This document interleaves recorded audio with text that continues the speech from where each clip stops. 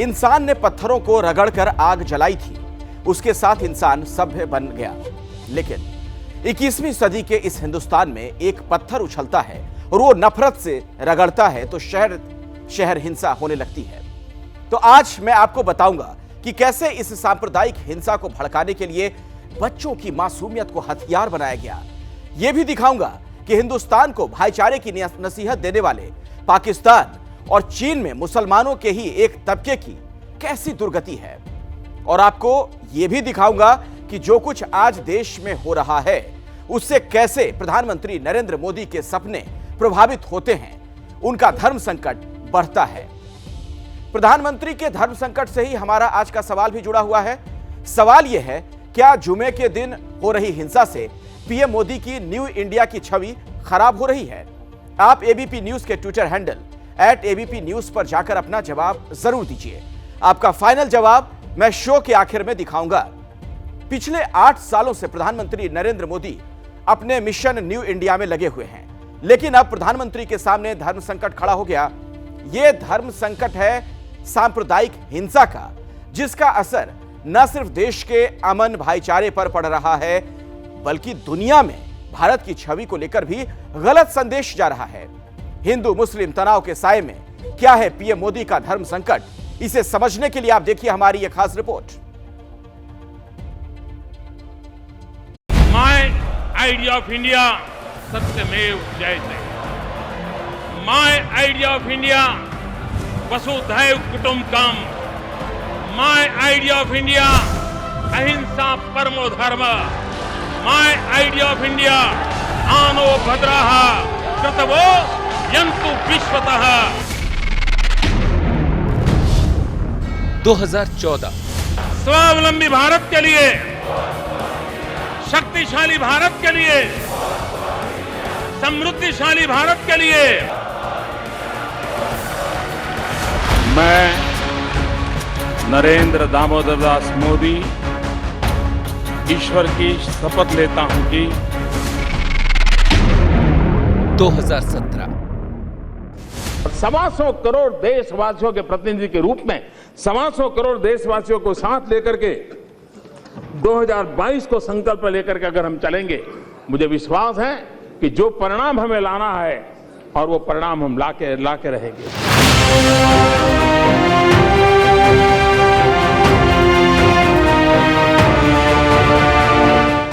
8 साल पहले प्रधानमंत्री पद की शपथ लेने से पहले नरेंद्र मोदी ने न्यू इंडिया की सोच दुनिया के सामने रख दी थी।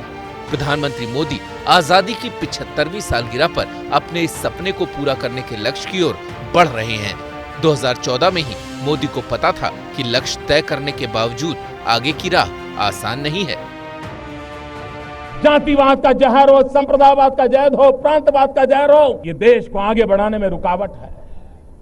एक बार मन में तय करो, 10 साल के लिए मॉरिटोरियम तय करो। 10 साल तक इन सारे तनावों से हम मुक्त समाज की ओर जाना चाहते हैं। और आप देखिए, शांति, एकता, सद्भावना, भाईचारा हमें आगे बढ़ने में कितनी ताकत देते। एक बार देखो, 2022 आ गया है, लेकिन जिस न्यू इंडिया का सपना उन्होंने देखा उसके चारों तरफ मंडराने लगा है धर्म संकट। और सबसे बड़ा संकट है देश में बढ़ती सांप्रदायिक हिंसा का। आगे से रोकिए।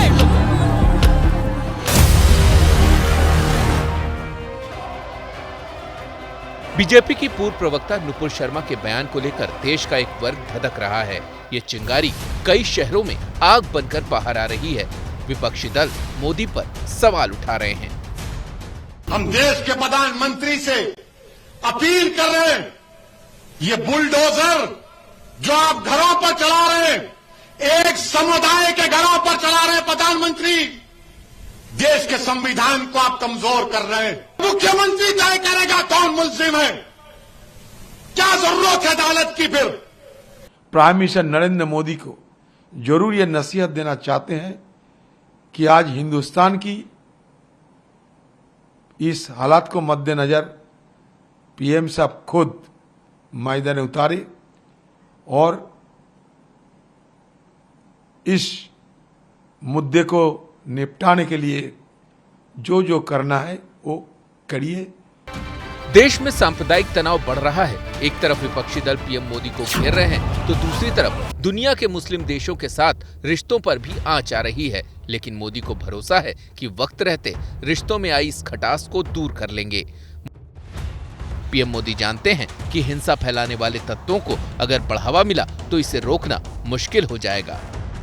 इस तरह के जो हमने स्पष्ट कर दिया था कि ऐसे विचारें हमारे गवर्नमेंट की व्यूज नहीं है। हिंदुस्तान में सभी धर्मों का सम्मान है और नफरत फैलाने वालों के साथ भारत नहीं खड़ा है। पीएम मोदी का ये लाउड एंड क्लियर मैसेज दुनिया के उन देशों के लिए भी है जो भारत पर उंगली उठा रहे हैं, और उनके लिए भी जो कभी नफरती बोल बोल कर माहौल बिगाड़ते हैं तो कभी हाथ में पत्थर उठाकर। और देखिए कि इस दौर में मोदी के सामने धर्म संकट सिर्फ सांप्रदायिक हिंसा का नहीं है, बल्कि बढ़ती बेरोजगारी और विकास को रफ्तार देने का भी है। क्योंकि अगर रोजगार रुक जाएगा, विकास रुक जाएगा, तो भारत को $5 ट्रिलियन की इकॉनमी बनाने का सपना भी अधूरा रह जाएगा। अब इस धर्म संकट से निकलने का क्या है मोदी प्लान, वो भी देख लीजिए, क्योंकि इस दिशा में पहला कदम आज प्रधानमंत्री ने उठा दिया है। साथियों, नेक नियत से जब अच्छे कर्म किए जाते हैं तो विरोध के बावजूद उनकी सिद्धि होती ही है। संकल्प से सिद्धि प्रधानमंत्री नरेंद्र मोदी का यही मूल मंत्र रहा है, लेकिन इसी को लेकर बार बार उन्हें अग्नि परीक्षा से गुजरना भी पड़ता है। पीएम मोदी के धर्म संकट का दूसरा पहलू है बेरोजगारी।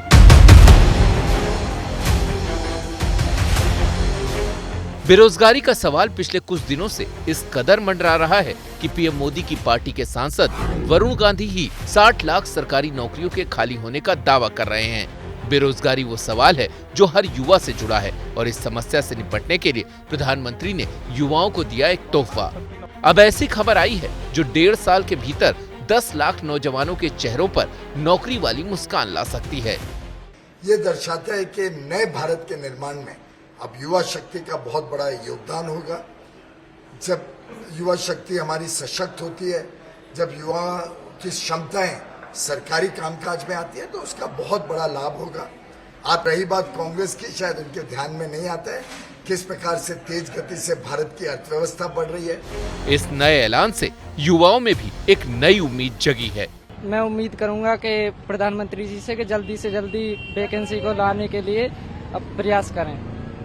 उम्मीद तो है, लेकिन मतलब कर भी नहीं रहे हैं, तो क्या उम्मीद बताएंगी।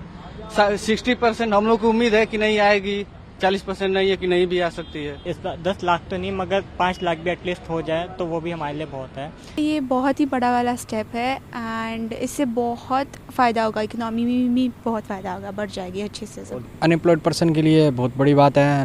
बेरोजगार बच्चों को रोजगार मिलेगा, जो पढ़ने वाले बच्चे हैं उनका, और देश की प्रगति होगी।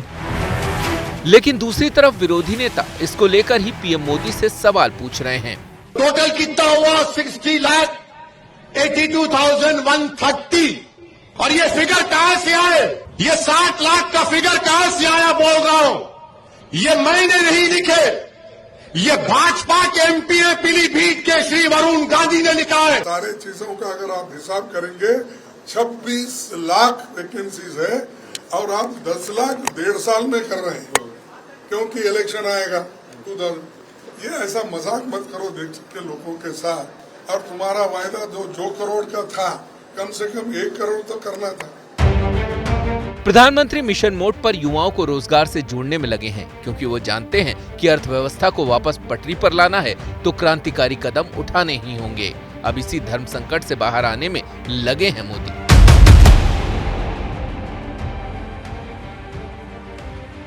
साथियों, अब भारत ने यह तय किया है कि आने वाले 5 वर्षों में हम अपनी इकोनॉमी के साइज को 2 गुना करने का प्रयास करेंगे।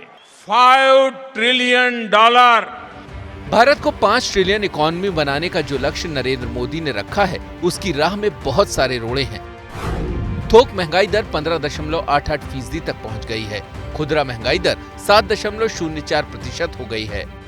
डॉलर के मुकाबले रुपए की गिरावट जारी है। $1 78 रुपए तक पहुंच गया है। देश का माहौल बिगड़ता है तो उसका सीधा असर अर्थव्यवस्था और विकास पर पड़ता है। अब इन दोनों के बीच संतुलन बनाना सबसे बड़ा चैलेंज है। काम मुश्किल है, लेकिन मुझे मक्खन पर लकीर करने में मजा नहीं आता है, मैं पत्थर पर लकीर करता हूं। तो सुना आपने, प्रधानमंत्री मोदी मक्खन पर नहीं, पत्थर पर लकीर खींचने में यकीन रखते हैं।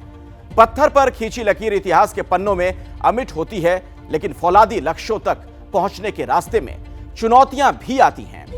आज प्रधानमंत्री नरेंद्र मोदी के सामने सबसे बड़ी चुनौती सरकार और पार्टी में संतुलन कायम करना है, क्योंकि पार्टी के कुछ फ्रिंज एलिमेंट के चलते सरकार की दिक्कतें बढ़ जाती हैं। प्रधानमंत्री मोदी सबका साथ, सबका विकास और सबका विश्वास, सबका प्रयास का नारा देते हैं, लेकिन वो नारे हिंदू मुस्लिम टकराव से टकराने लगते हैं। हाल फिलहाल में घटी ऐसी घटनाएं पीएम मोदी के लक्ष्य में बाधक बनती हैं, और वो लक्ष्य हिंदुस्तान का वो विकास है जिसमें हमारी जीडीपी को $5 ट्रिलियन तक पहुंचाना प्रधानमंत्री मोदी का सपना है। इन सब के एक बड़ी चुनौती सिर पर बैठे चीन और पाकिस्तान जैसे देश हैं, जिनका नापाक गठजोड़ भी एक बड़ी मुसीबत है। एक बार प्रधानमंत्री मोदी ने कहा था कि कुछ पड़ोसी देश ऐसे होते हैं कि हमेशा सिरदर्द बने रहते हैं। भारत में सांप्रदायिक हिंसा फैलाने में पाकिस्तान का कैसे हाथ है और चीन कैसे उसे उकसा रहा है, यह मैं आपको आगे दिखाऊंगा। लेकिन पहले अगले शुक्रवार की बात कर लेते हैं। पिछले जुमे की हिंसा से देश उबर ही रहा है कि भड़काने वाले नेताओं, मौलानाओं और धर्म गुरुओं के बयान अगले जुमे को हिंसक बनाने के लिए आमादा दिखते हैं। तो इसे समझने के लिए आप देखिए हमारी ये एक्सक्लूसिव रिपोर्ट।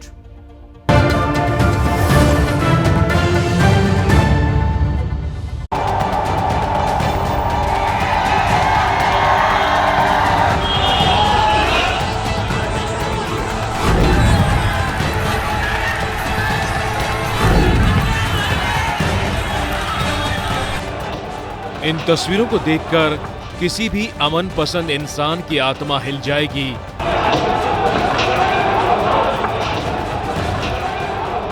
लेकिन एक शुक्रवार बीता नहीं कि अगले जुमे के लिए खतरनाक इरादों की साजिश रची जाने लगी है। क्या अगला शुक्रवार भी खतरनाक है? सबकी यही प्रार्थना होनी चाहिए कि अगले शुक्रवार को जुमे की नमाज के बाद जो हाथ उठे वो दुआओं के लिए उठे, पत्थर चलाने के लिए नहीं। लेकिन पत्थर वाला माहौल बनाया जा रहा है।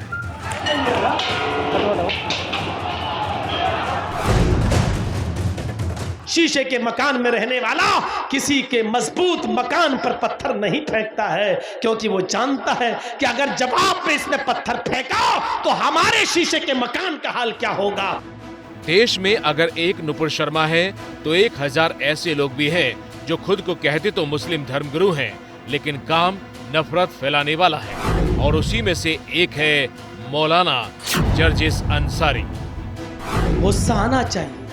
मौलाना जर्जिस अंसारी ने एक भाषण में जो जहर उगला है वो हम एक जिम्मेदार न्यूज चैनल होने के नाते सुनवा भी नहीं सकते, क्योंकि उसमें हिंदू देवी देवताओं का सरासर अपमान है। इसमें कड़ी से कड़ी कार्रवाई होनी चाहिए। इस जैसे मौलाना और इस यूट्यूब चैनल के खिलाफ देशद्रोह का मुकदमा कायम होना चाहिए और उसकी तत्काल गिरफ्तारी होनी चाहिए। 30 से 35 करोड़ मुसलमान कहते हैं प्यार बांटने से बढ़ता है, लेकिन नफरत इससे ज्यादा तेजी से बढ़ती है। और इस काम में कुछ मौलाना तो जैसे माहिर हो गए हैं। ज्यादा से ज्यादा क्या कर सकते हो? लाठी चला सकते हो, गोली चला सकते हो, या पकड़ के जेल में डाल सकते हो। हम उसके लिए तैयार हैं। पहले भीड़ बुलाओ, फिर उकसाओ और आखिर में पत्थर चलवाओ। ये धर्म का रास्ता नहीं हो सकता, लेकिन कुछ को यही रास आ रही है। पहले तौकीर रजा थे जो घूम घूम कर शुक्रवार चिल्ला रहे हैं। 17 जून को बरेली में भीड़ बुला रहे हैं, कह रहे हैं ज्यादा से ज्यादा गोली ही तो मार दी जाएगी। तो इस लिस्ट में जर्जिस अंसारी का नाम भी जुड़ गया। ये दोनों क्या करके मानेंगे मालूम नहीं।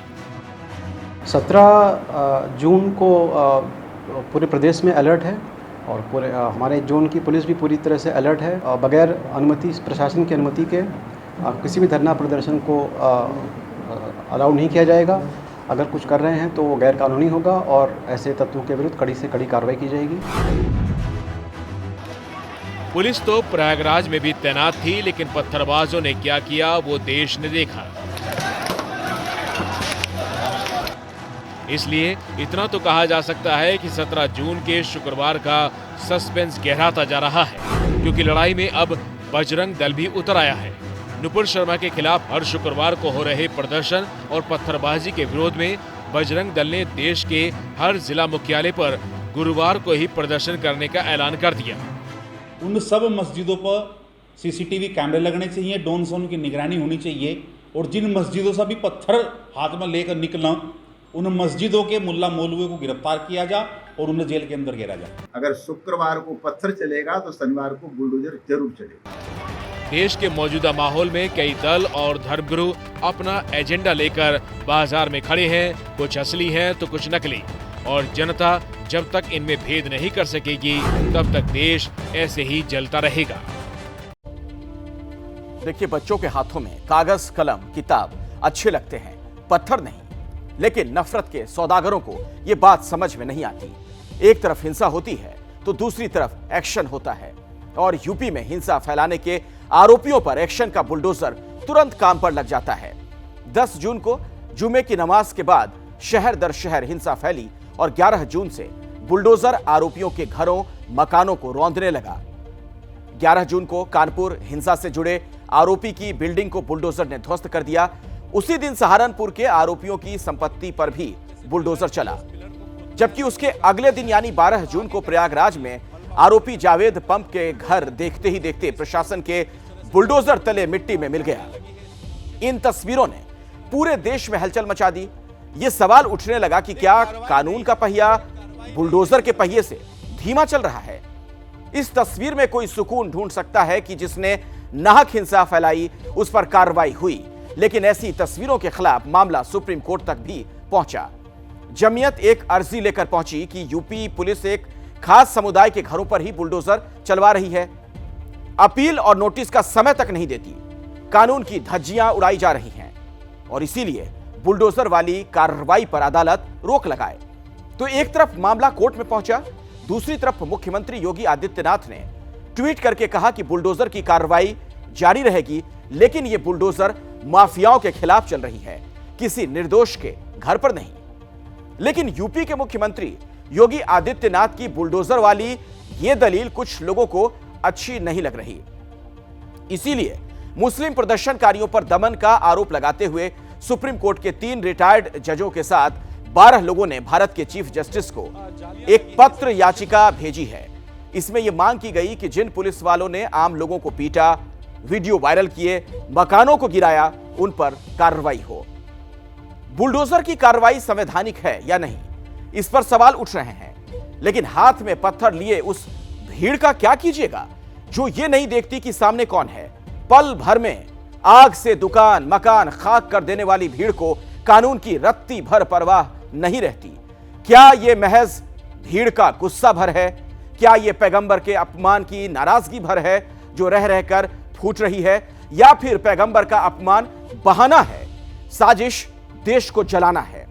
यह बात हम यूं ही नहीं कह रहे, बल्कि इस रिपोर्ट को देखकर आपको भी समझ में आएगा कि शहर शहर हिंसा की यह साजिश कितनी खतरनाक है।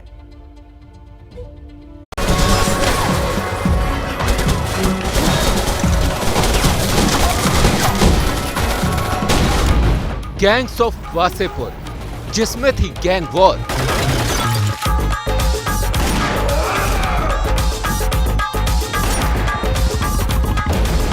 एक दूसरे के खून के प्यासे बने गैंग्स की लड़ाई। सरदार खान नाम है हमारा, बता दीजिएगा सबको।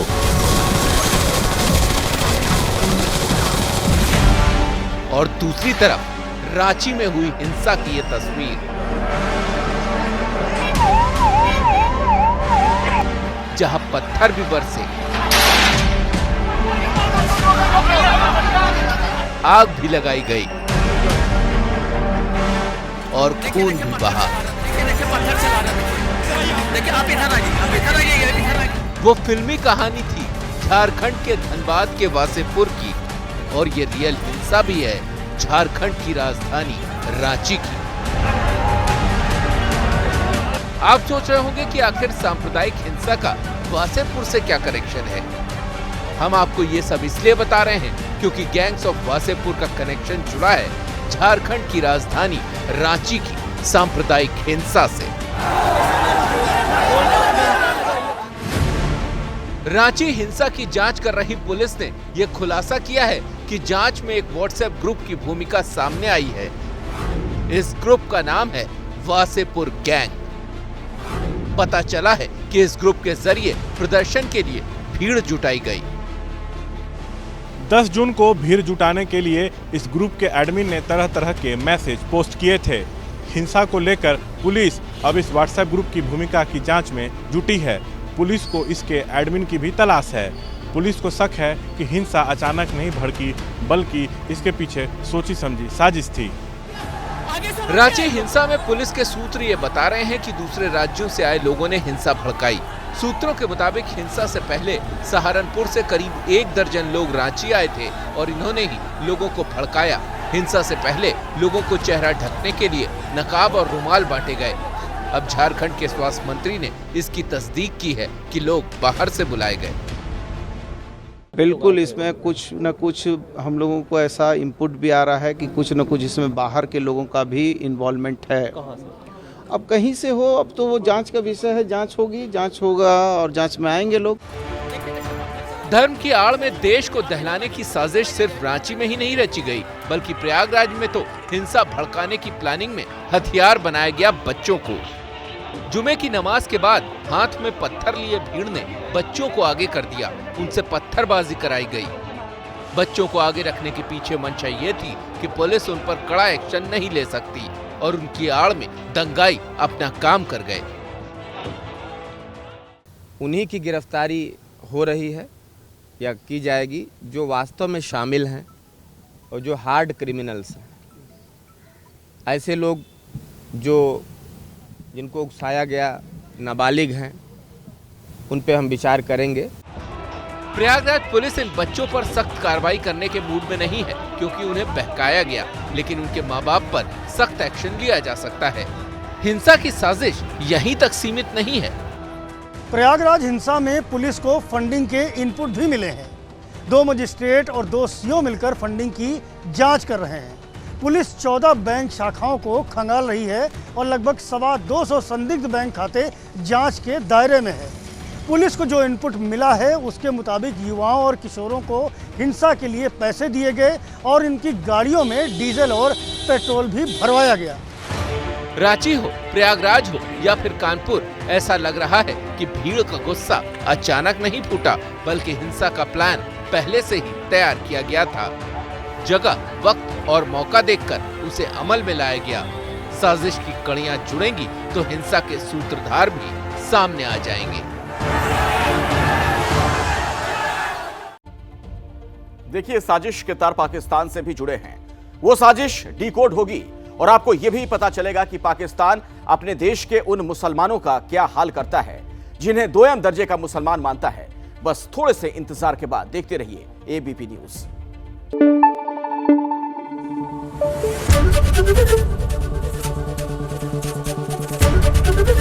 एबीपी न्यूज आपको रखे आगे।